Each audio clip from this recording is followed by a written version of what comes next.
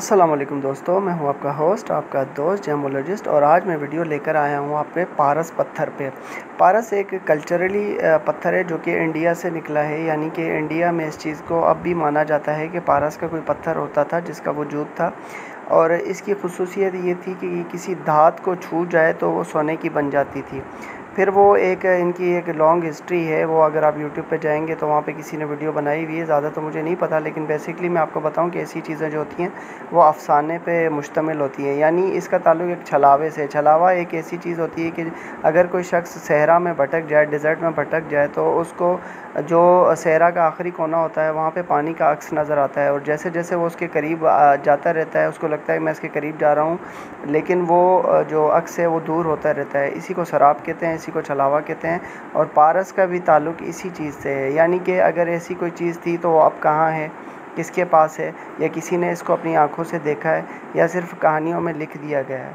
तो ऐसा कुछ नहीं था। फिर ये भी कहानी हुई कि उस बादशाह ने उसको कहीं छुपा दिया था, तो किसी के डर से, अंग्रेज़ों के डर से उसको किसी ने छुपा दिया था। फिर उसको ढूंढने के लिए बहुत सी आवाम गई, लेकिन वो वापस नहीं आई।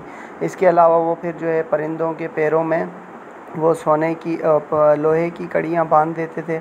जो परिंदा अगर पारस से टच हो जाता था वो सोने में तब्दील होकर वापस आता था। तो आजकल तो ऐसा कुछ नहीं है, लेकिन इंडिया में बहुत कुछ होता है जो कि हकीकत नहीं होती है। तो वीडियो बनाने का मकसद ये था कि बहुत सारी चीज़ें जो हैं वो इंसान मिथ होती हैं और इंसान उस पर यकीन करता रहता है। जैसे कि इससे पहले भी मैंने आपको वीडियो बताई थी कि खुराफात क्या होती हैं। तो इसी खुराफात के ऊपर एक चीज़ मेरे पास सामने आई थी कि पारस का भी कोई पत्थर होता है।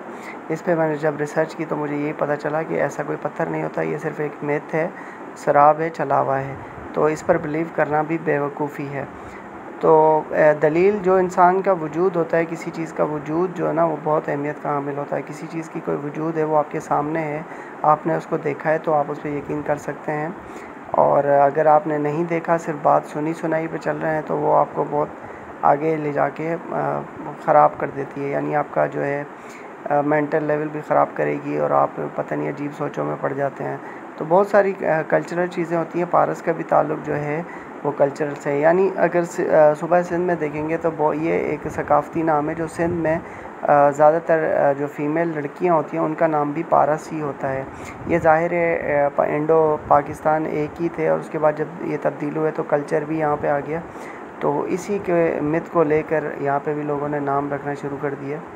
मेरा मकसद ये नहीं है कि मैं इस चीज़ की किसी की कोई गलत बयानी कर रहा हूँ या किसी की बुराई कर रहा हूँ। ठीक है, वो कल्चरल नाम है जो कि पारस पत्थर से रिलेटेड है, लेकिन वीडियो बनाने का मकसद यही था कि हकीकत से इसका कोई ताल्लुक़ नहीं है।